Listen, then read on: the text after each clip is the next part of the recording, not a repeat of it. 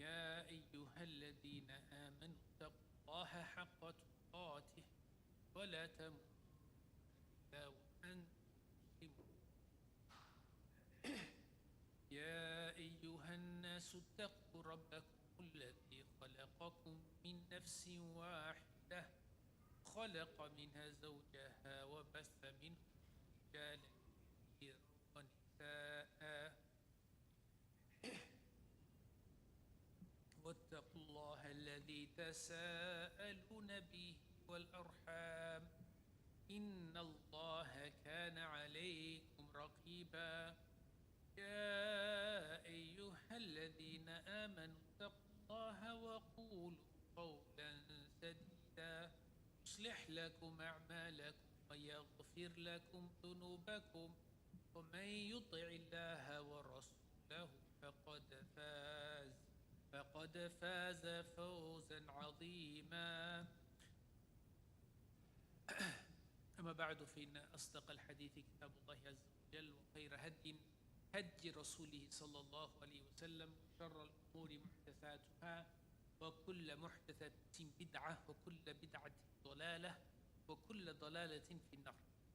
So today, alhamdulillah Rabbil Alameen, we will go ahead with our fourth and final session, inshallah ta'ala, for this brief summer course. And we focused in the past, the first session, on how Allah ta'ala appeals to us through our reasoning, our intellect. And the second, how He Jalla wa Ala appeals to us, calling us to Himself through what there is of emotions within us. Thirdly, through the most beautiful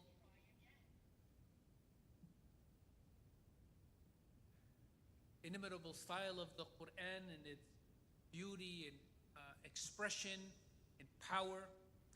Tonight, we focus on the stories that Allah Azza wa Jal tells us with regards to the previous nations. And for this part, it's important for us to put things into perspective. Why?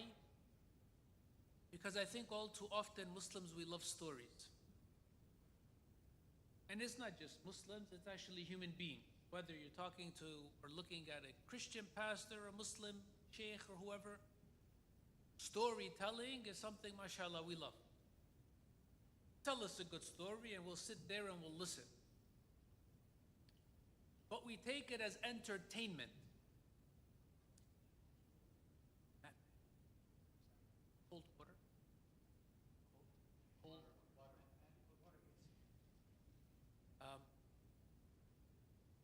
We take it as entertainment and not as a lesson. Not as a lesson. And if we understand that about a third of the Quran is stories, Allah Tabarak wa Ta'ala telling us about prophets and their peoples, and many of it being the story of Musa alayhi salam with Pharaoh, then we've got to understand that Allah is not looking to fill in a word count, a quota of how many surahs He needs to have within the Quran, or how many ayat, or how many words. He doesn't have a quota. So we have to understand that everything of what He Jalla wa Ala chose to place within there, that it's very deliberate. And so when we're reading again about the story of Musa and Pharaoh, we got to be sitting there thinking about why. Because Allah doesn't necessarily repeat Himself without there being something different in the story for us to learn, for us to examine, to analyze, and then to be able to extract of lessons, of morals, of values, teaching. So it's about these stories that Allah Jalla wa Ala also appeals to humanity to believe in Him and to be cautious of the opposite choice that they have, which is if they choose to deny Him, to reject Him, to disbelieve, and to continue as rebellious renegades. So when we look at these stories, we find that Allah Azza wa Jal mentions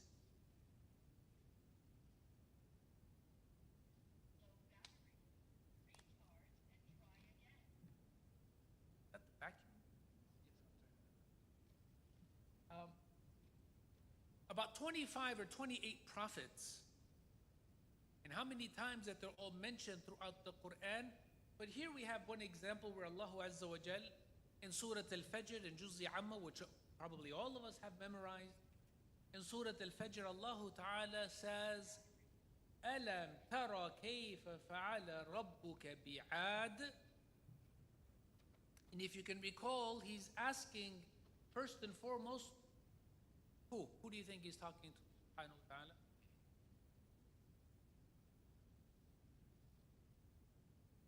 That's not a rhetorical question. When Allah Azza wa Jalla is saying, have you not seen how your master, your Lord, dealt with Ad? Who is he talking to? He's talking to Qawmi Ad. That's choice A. It's multiple choice, inshallah. What's choice B? To the Bedouins? Choice C? The Quraysh? Choice D? So first and foremost, he was talking to the people that were alive in the time of the Prophet ﷺ, correct? And then afterwards, everybody else. But first and foremost, because the Quran was revealed to those people. They knew about Ad. They knew about Thamud. They traveled in those lands. Their eyes saw. And don't think about today, 1400 years later, if you try to go, you're going to maybe find the heap of sand. 1400 years ago, there was still plenty of what archaeologists would have loved to have seen what things looked like 1400 years ago. So when Allah Ta'ala is saying to them, have you not seen how your Lord dealt with Ad? Iram dhati al-imad. Iram, of pillars, the like of whom have not been created before throughout the lands. وَثَمُودَ الَّذِينَ جَابُوا الصَّخْرَ بِالْوَادِ. And Thamud, who carved in the rocks that are in the valley. Now, if you have not seen anything of that, not even a picture, then you have no clue like why Allah Ta'ala is mentioning them. But raise your hand if you've seen a picture or a video of Petra. I think everybody's probably seen something about that. With Qawmi Thamud, Salih, alayhi salatu wasalam, what they did there in that area up to the north of Ulya, it's the same thing of what you have in Petra, but perhaps less, mashallah, extravagant and who knows what. When you think about today that we use all sorts of power tools to build, even if it's a simple little shed, we don't use just a regular hammer and nails. We have, mashallah, power drills and this and that and so on. And with that, it takes us time and who knows what of stuff. Think about how they were able to do things back in those days without electricity, without technology in the way that we think of with cranes that are able to lift. Think about the pyramids. Allah Ta'ala also mentions them. وَفِرْعَوْنَ ذِي الْأَوْتَادِ, and Pharaoh who had his stakes. How did they build those pyramids? Scholars today, they're still perplexed. Engineers are still perplexed talking about how they were able to take rock, that limestone that is so large, so heavy, and it's clearly not from right there, how they were able to transport it, how they were able to move it, how they were able to lift it, how they were able to position it, how they were able to hold it in place as they put the next one and the next one until they had completed the project. Allah Azza wa Jalla, when He's mentioning this, Alam Tara, this is a ru'ya al-basariya, first and foremost, that our eyes, the physical, tangible of seeing. Have your eyes not seen? But then there's also that ru'ya al-qalbiyya, that is not the physicalness of what the eye has seen, but it's this aspect of the heart. And this is more about comprehension. So even if your eye has not seen, it doesn't prevent your heart from comprehending. The Prophet sallallahu alaihi wasallam, with regards to this, we have Abu Musa al-Ash'ari radiyallahu ta'ala anhu telling us, أن رسول الله صلى الله عليه وسلم قال, that Allah's Messenger alayhi salatu wasalam said, إن الله لا يملي للظالم حتى إذا أخذه لم يفلته. Indeed, Allah gives respite to the oppressor, but when He seizes him, he cannot escape. ثم قرأ صلى الله عليه وسلم وكذلك أخذ ربك إذا أخذ القرى وهي ظالمة إن أخذه أليم شديد.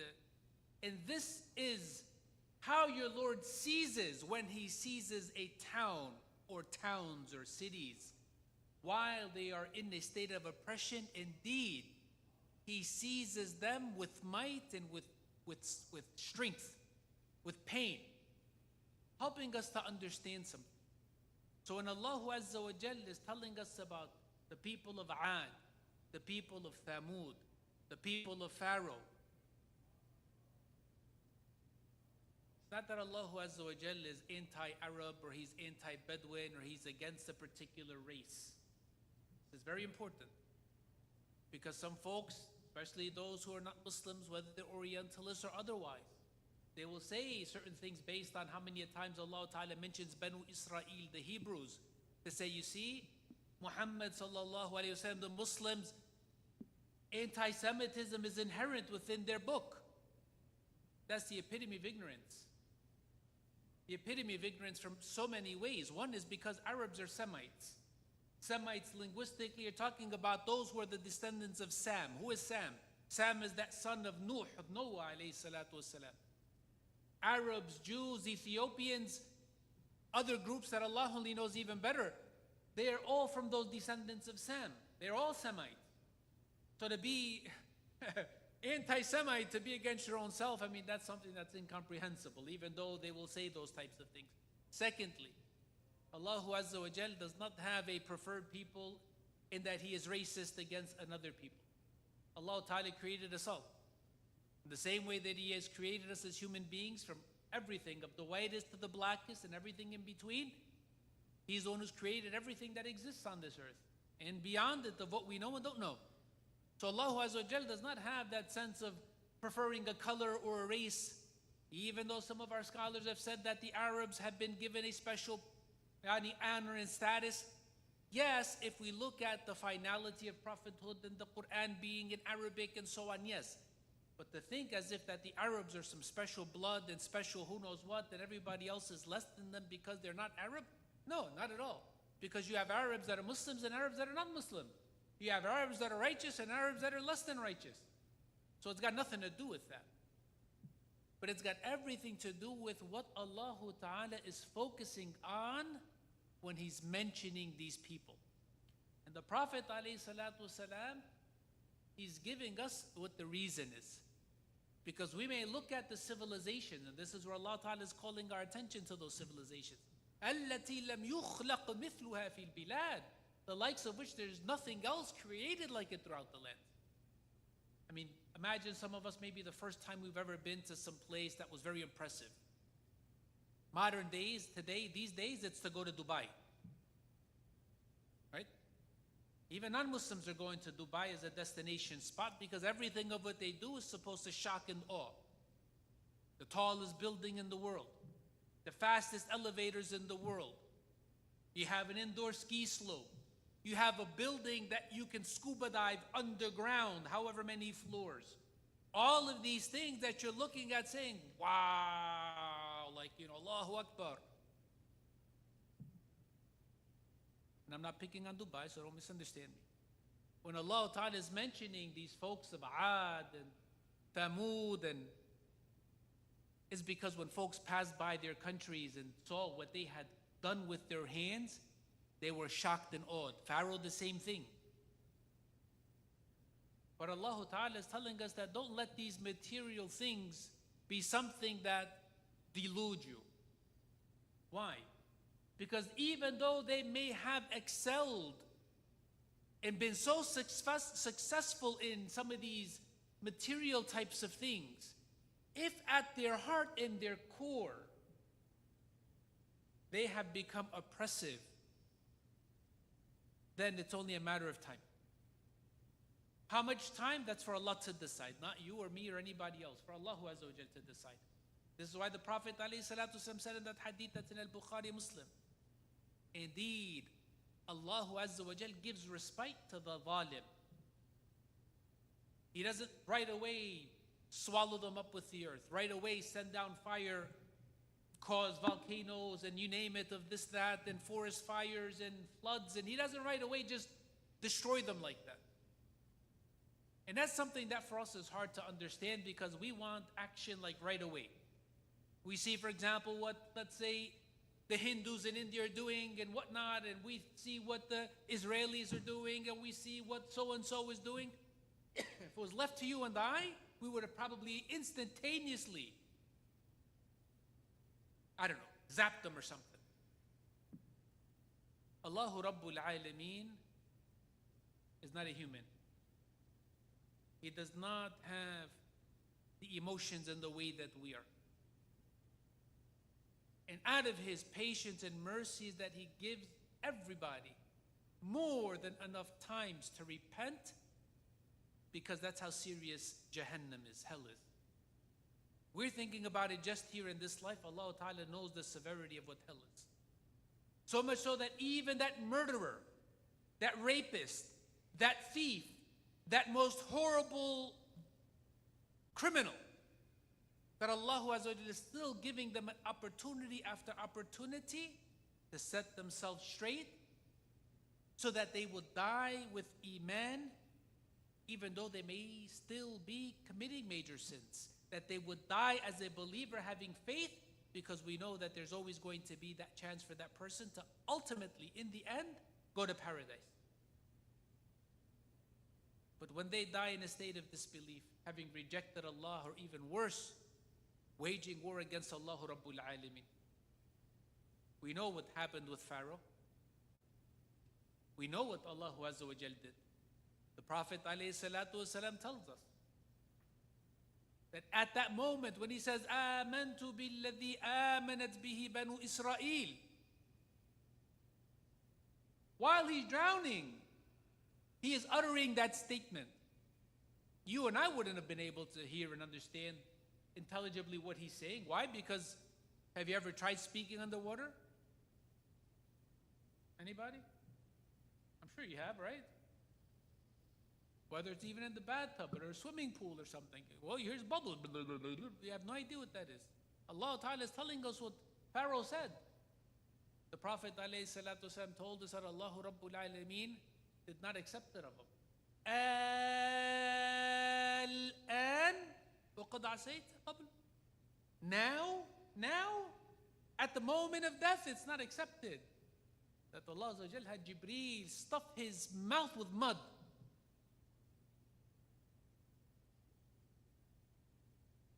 He and his people, even before Yawm al-Qiyamah, they're being punished in hell. Person who time and time again Allah Azza wa Jal is mentioning the story of Musa alayhi salam and Pharaoh. Not to be taken lightly. Not in any way to be treated as though it is storytelling for entertainment. What else? Well, when we think about what Allah Azza wa Jal tells us, whom He is mentioning, we need to understand that there's a pattern, that there's a divine pattern. The Islamic terminology is sunnatullah. Sunnatullahi fi khalqi. Allahu Azza wa Jal's pattern, His way, His method within His creation, His universal rules. In those universal rules, there's consistency in them. The laws of cause and effect. It's not that it works one way for a Muslim, a different way for a non-Muslim. One way for an Arab, a different way for a non-Arab. One way for the male and a different way for the female. One way for the wealthy, a different way for the poor. These are universal rules that irrespective of everything, that it's going to be the same. What does He tell us, Jalla wa Ala?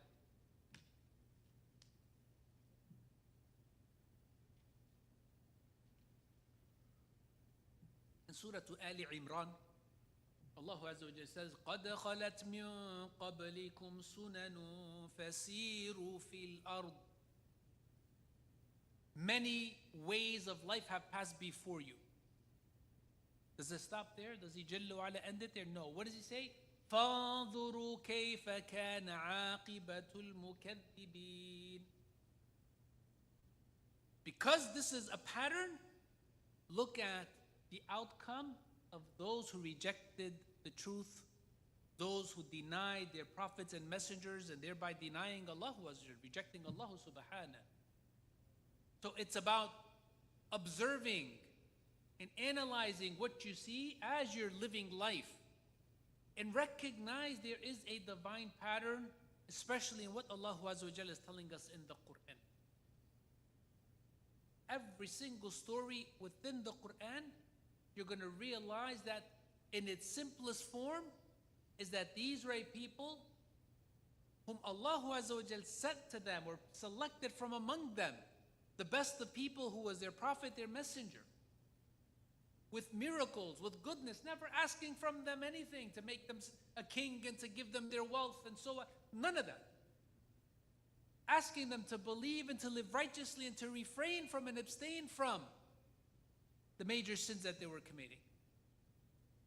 Those folks rejected, goes against, violate, and then ultimately in the end, many of them even made the declaration, that statement,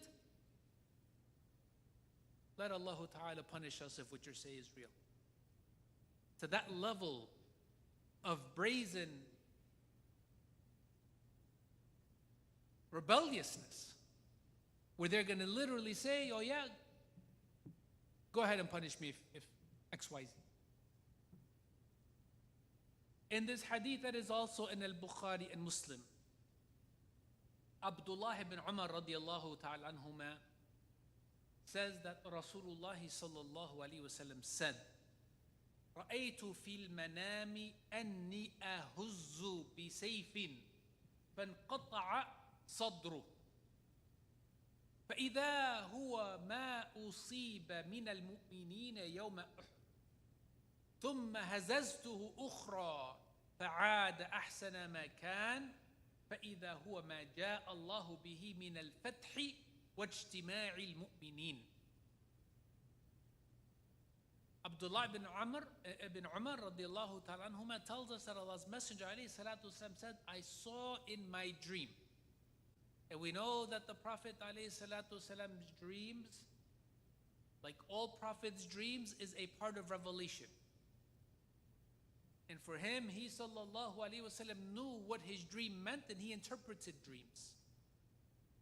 Us, with regards to our dreams, we want to be careful, because many of the times we have this affinity towards dreams and want to understand, what does it mean? I saw this parrot, and this parrot was doing this, and in the room was that, and then this happened, and then that happened. You ate bad Cheetos. I have no idea what that means. We don't give our dreams that level of what we have within what is considered to be revelation of what the Prophet ﷺ said.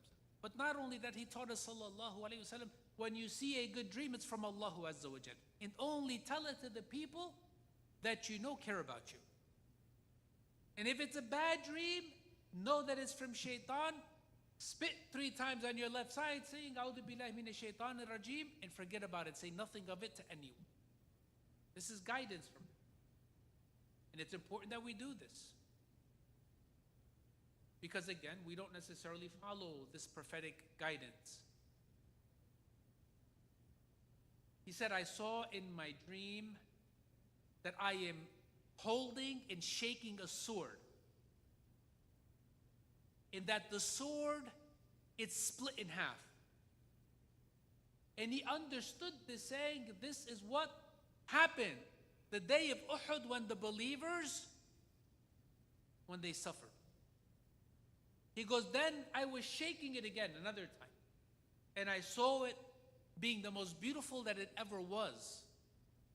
He said, and this was when the believers conquered Mecca, and when they became united. So when we're thinking about this hadith and the relationship, once again, you're looking at this aspect of cause and effect for Allah Azza wa Jal, divine pattern, and the way that things happen. When there's disobedience to Allah Rabbul Alameen, especially in major things. And in that time, disobedience to the Prophet ﷺ was also disobedience to Allah Azza wa Jal, in the same way that obedience to the Prophet ﷺ was obedience to Allah Azza wa Jal. Let's ask you a question. Was that only the case in his lifetime, sallallahu alayhi wa sallam? Is there such a thing as disobedience to the Prophet ﷺ or obedience to him today after his death?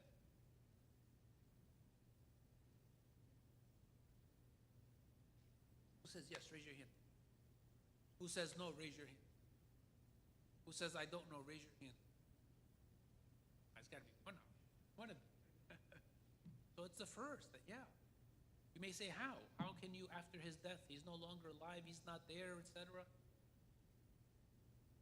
When you continue in what he has given us of guidance, you are showing obedience to him, sallallahu alayhi wasallam, ultimately obedience to Allah Azza wa Jal.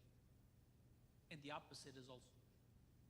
This is why adhering to his sunnah, to his guidance, but in its holistic, complete sense. Not that we pay attention to some things and we give less attention to others. When we talk about him, alayhi salatu wasalam, he was the best, most complete role model for us. So our job is to understand how he believed, what he believed, so that we can believe as he believed. How he worshipped Allah Azza wa Jal, so that we worship Allah Azza wa Jal in the same way, as complete and as beautifully and best as we can. And to understand his character and his manner, so that we can align our character and manners to be as beautiful as his, sallallahu alayhi wa sallam. So this aspect of what happened to those previous peoples, it's important for us to understand that it's not something that was in the past of history and it's done. We don't got to worry about it. That it was only the people of Ad and Thamud and Lut and Ibrahim and so on and so forth. No, alayhi salatu wasalam.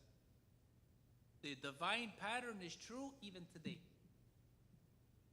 Even today.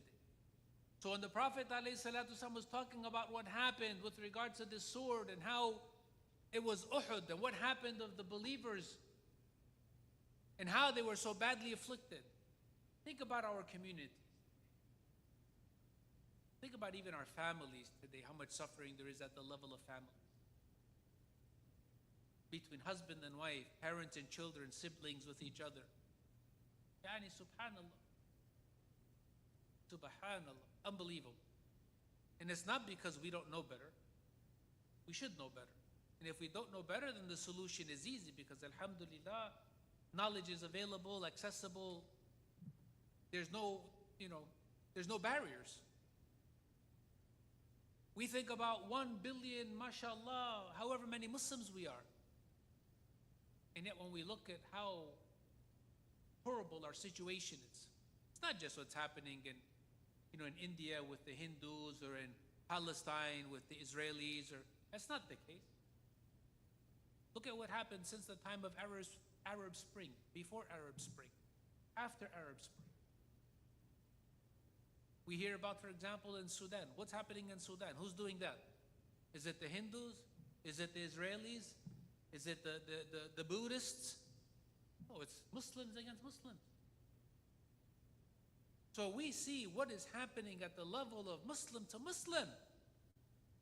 You have opened up a door for shaitan to then cause those who are not Muslim to have even less respect. So this is important for us to understand so that we don't think in any way, oh, yeah, those stories in the Quran, they were only talking about those people. Therefore, it's not something that's applicable here and now and today. No. Doesn't matter which country, what time and place. It's important to understand what Allah Ta'ala wants us to focus on. The third.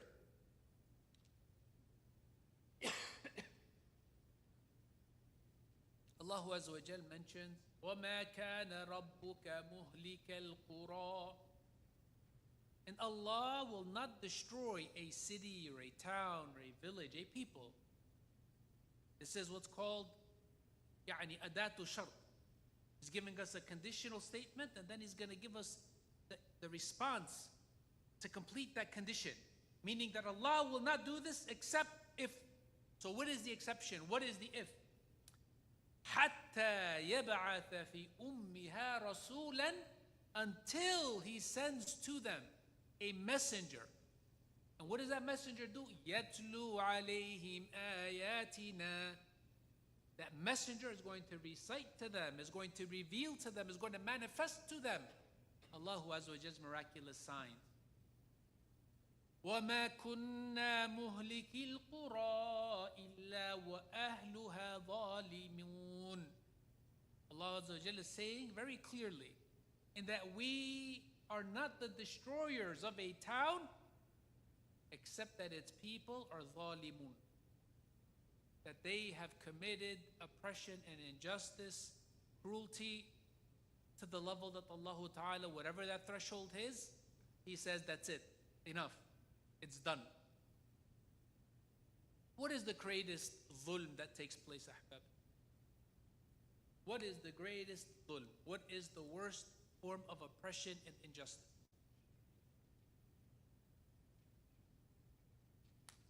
Shirk. Shirk. To associate someone, something, as an equal to Allah Rabbul Alam. And that is definitely kufr. Shirk is kufr, and not all forms of kufr are shirk.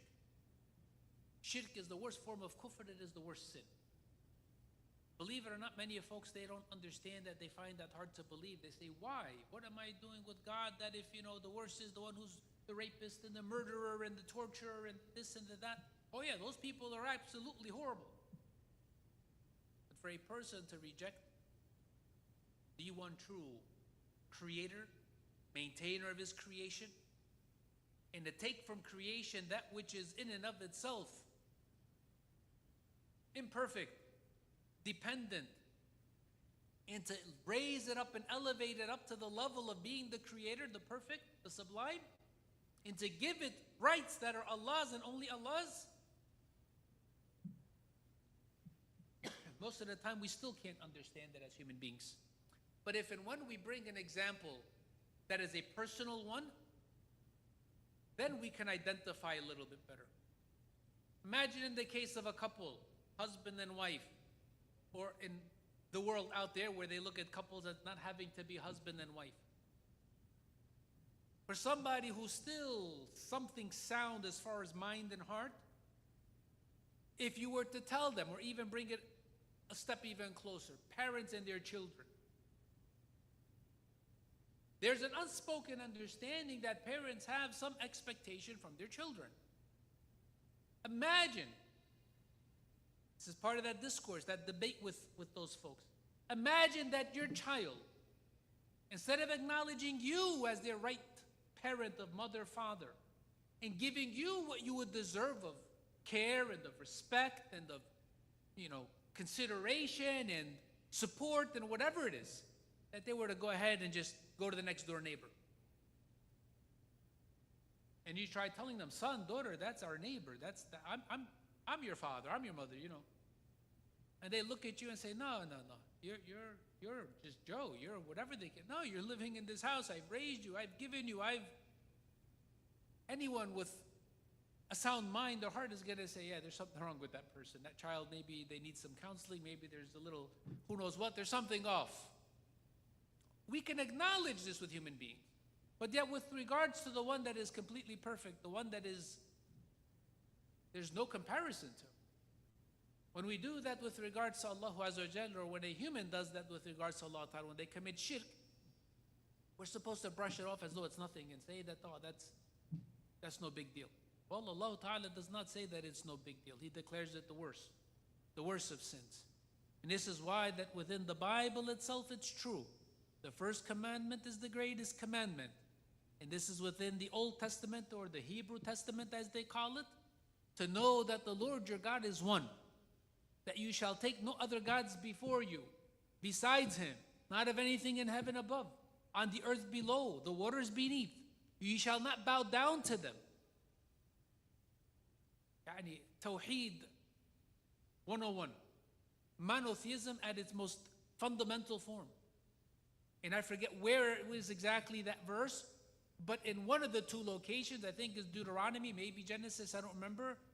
He goes on to say, because I, the Lord your God, am a jealous God,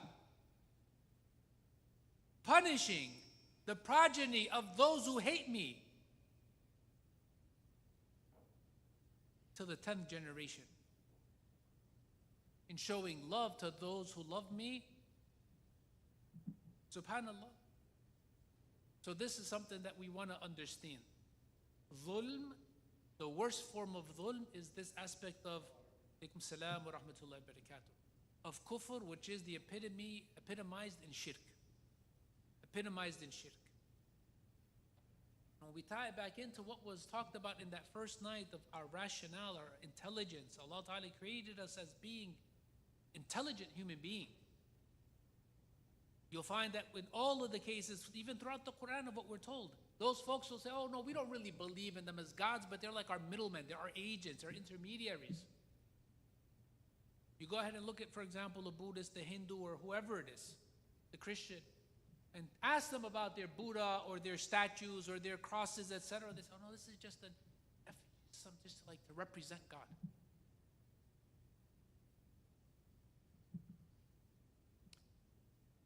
So we know, but yet with that we'll continue because it may be just custom, it becomes culture, it becomes a social expectation, a religious one.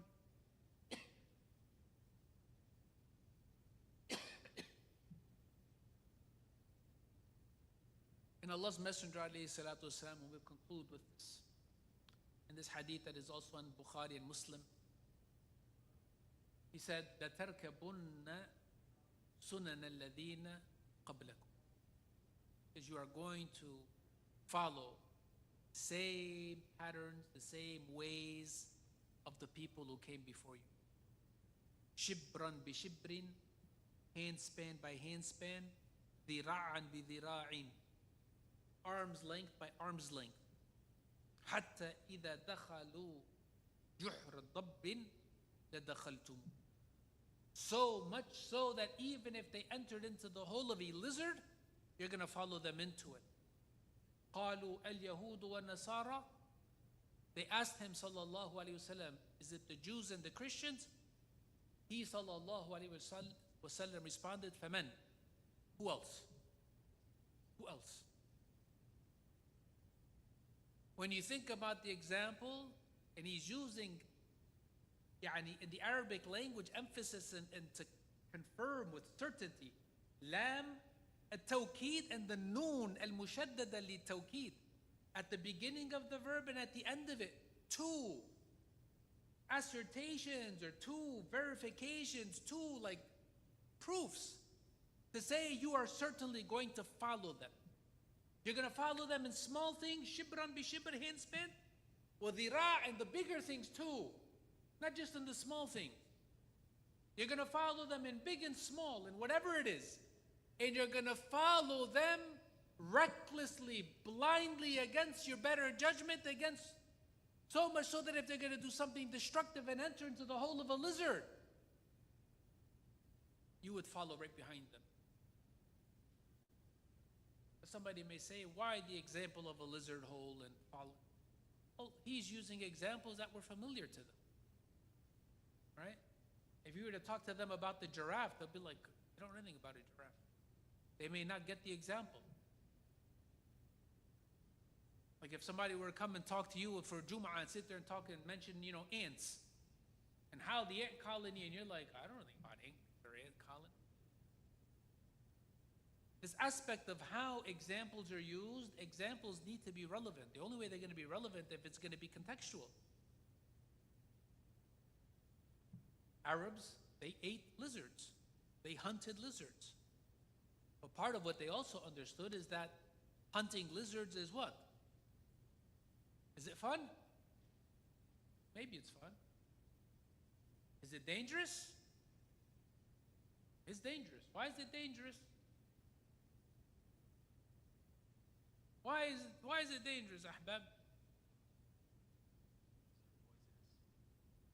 Because what's in those holes is uncertain. And the desert has poisonous reptiles. Snakes being the primary one, but it may even be, and I don't know about lizards, there may even be some lizards that are poisonous, and that while you're hunting, if you're not going to take the necessary precautions, if you're not going to hunt in the way that's going to better help flush out what's in there and keep you safe and so on, that may be That may be the last hunt that you ever had. So it's one thing you're talking about hunting lizards.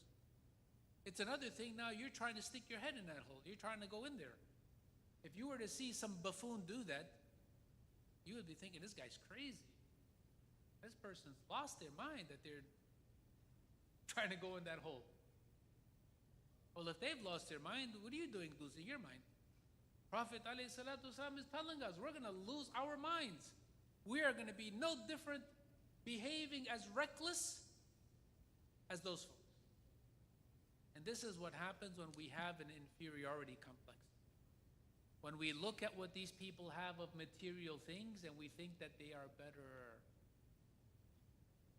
The same way that the other peoples of what Allah Ta'ala mentions in the Quran, that He had mentioned their civilizations as what were bragging rights.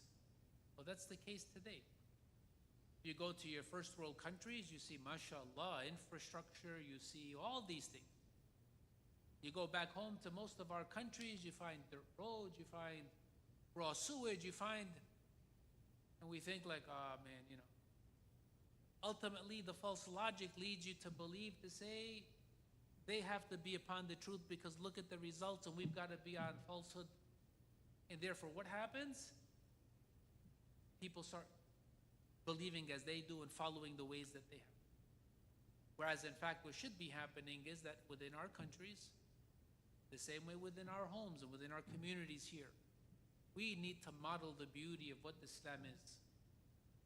Our masajid need to be the most organized of places. Our schools need to be just the same, the cleanest.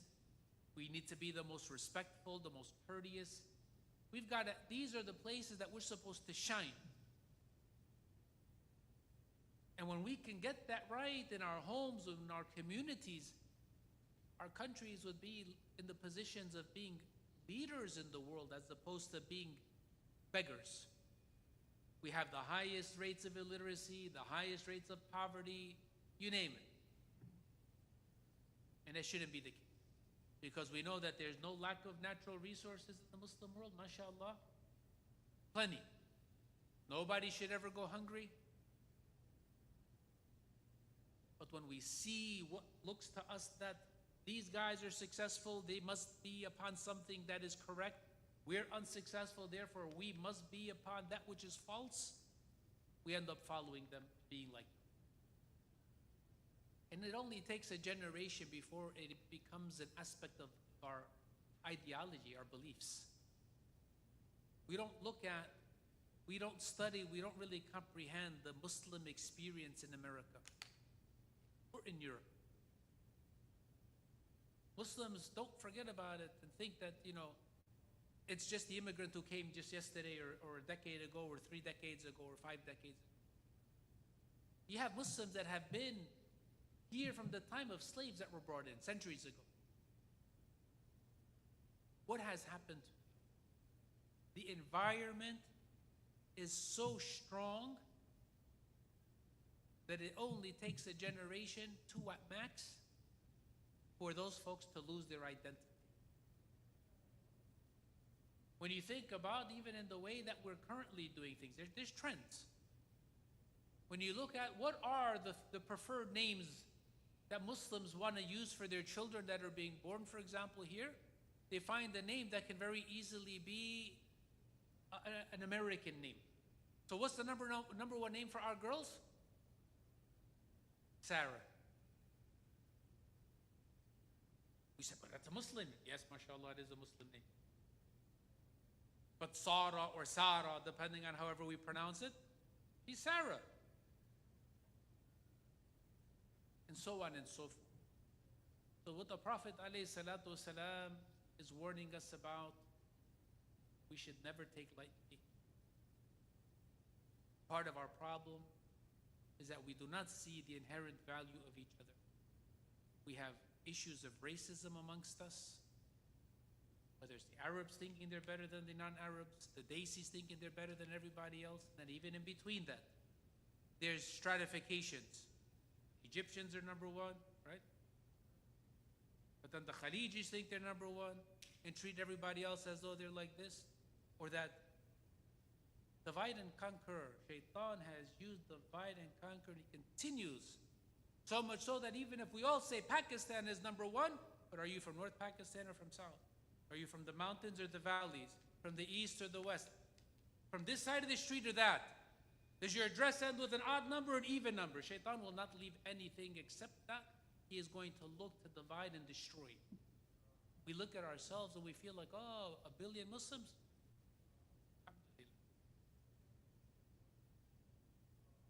Whereas it should be that one Muslim, even one Muslim, should be looked at and respected as though it is the whole of the ummah. That we value the human being more than we do material things.